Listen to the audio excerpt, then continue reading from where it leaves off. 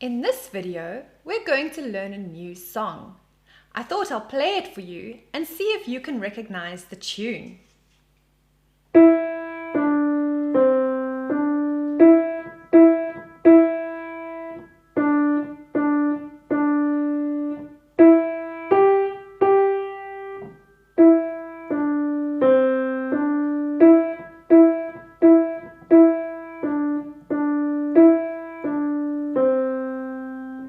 Do you recognize that?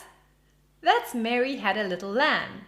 And you'll notice that I was only playing 5 notes. Let's have a look at them. C, D, E. I didn't actually play the F, I played the G. So only those 4 notes, missing out the F. Now that's great because you already know all those notes. So what we're going to do now is you can use one finger for now. In a little bit, we'll use all your other fingers, but just so that you can hear those beautiful notes, I want you to put your first finger on E. That's right. Now what's going to happen, I'm going to call out the note names, and you're going to move this little finger onto the correct note. Should we quickly refresh those notes? Starting on C. You know that's C because it's the door to the dog kennel. One up is D, remember the dog in the kennel. One up takes you to E. Then we got to F. Remember that F was the door to the main house, the front door, F. And then the last note we'll use in this video is the G. Right, so taking any finger you like, this one's a nice easy one to use, pop it onto E. Next note is going to be D. That's right, one down. Can you find C? Good job. Now we're going back to D. One up to E. Another E. And another E. And going back down to the Ds. Another D. Another D. One up to E. And skip that F and fly over to G. And play the G again. Very good. Now we're going to fly back down to E. One down to D. One down to C. Back to the dog. Up to E. Another E. Another E. And another E. One down to D. Another D, back to E, back to D, and land on C. Well done! You've just played Mary Had a Little Lamb. Now, that's probably going to take you quite a bit of practice. So what needs to happen now is your special helper needs to press pause and you need to practice that. You've got the sheet in front of you, so your helper can call out the note names as you play. Otherwise, just press rewind on this video and go through it again with me a few times. When you're ready, we're going to play the piece again, but using all your other fingers. Right, welcome back. Now, in order to play Mary Had a Little Lamb like a proper pianist, we're going to use all of your fingers now. And what's really important is that we know how to place them on the piano and what's going to be comfortable. So for this, I want you to remember that first little exercise that I showed you earlier. Do you remember the tapping exercise where you played on the tips of your fingers? Now we did that because when you place your fingers on the keys, that's the place you're going to hold them, on the tips of your fingers. And you'll notice that my hand is nice and curved. It's not flat like this, otherwise look what happens. My poor thumb falls off the piano.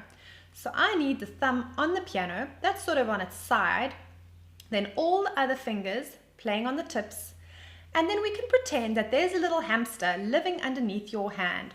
And if you flatten that hand, we're going to squash the hamster, so that's no good. We need to keep your hand nice and curved.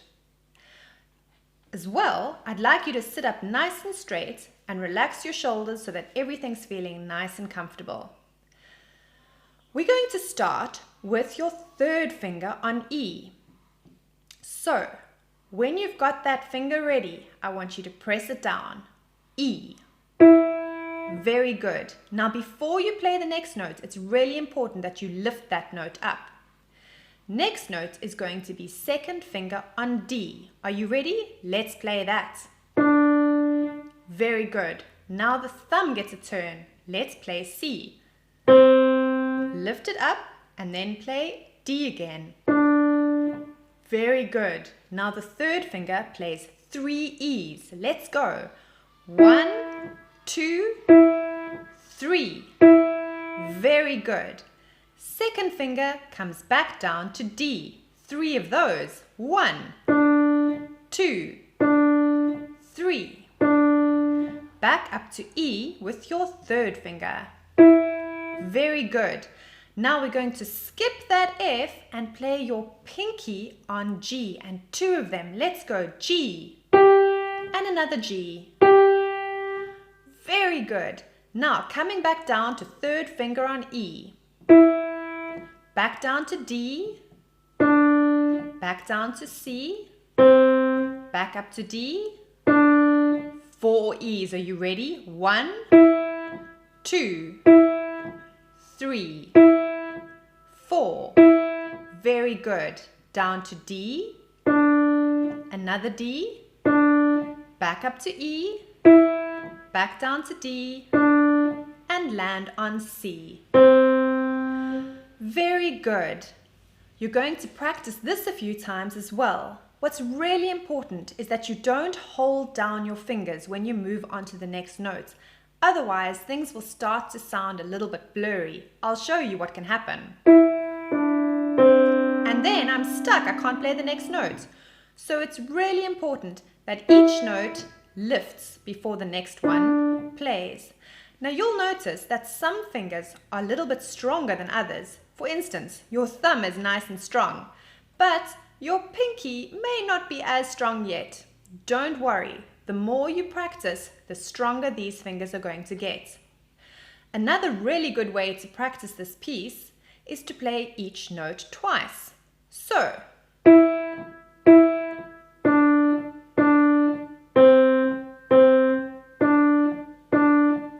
that's a really good way to practice, especially when you're reading the notes in front of you on the page. It just gives your eyes a chance to jump ahead of your hands. Good luck practicing this piece. I really hope you enjoy it, and I'll see you in the next video where we'll learn some more of the secret code.